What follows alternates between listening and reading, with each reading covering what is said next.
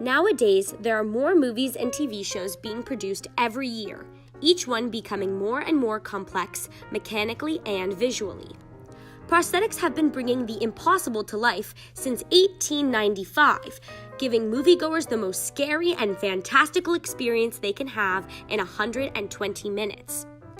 When watching a movie, many tend to neglect the work that goes into making characters look realistic. So today, I'll be telling you a little bit about the history of prosthetics and how they have become one of the most important and vital parts of a moviegoer's experience. Using prosthetics is the process of using prosthetic sculpting, molding, and casting techniques to create advanced cosmetic effects. The first time we see heavy prosthetics in a film is in an Edison short film, The Execution of Mary, Queen of Scots.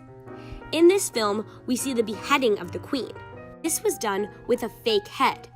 As the axe came down, the actress shrunk down into her costume and the prosthetic head popped out from her costume and fell to the floor. When the scene was shown to the public, people found it extremely disturbing. This started the trend of prosthetics affecting people's everyday lives and constructing their irrational fears. As time went on and the age of technology came to be, prosthetics became more complex and even more realistic. One common way of making prosthetics is using a life cast. Making a life cast consists of using prosthetic alginate, or more recently, a skin-safe silicone rubber to make the mold of the actor's face. The prosthetic makeup artist will then smother the mold, which at this point is flimsy and soft, in a hard mother mold, typically made of plaster or fiberglass bandages, is formed over top the initial mold to provide support. This is called a negative mold.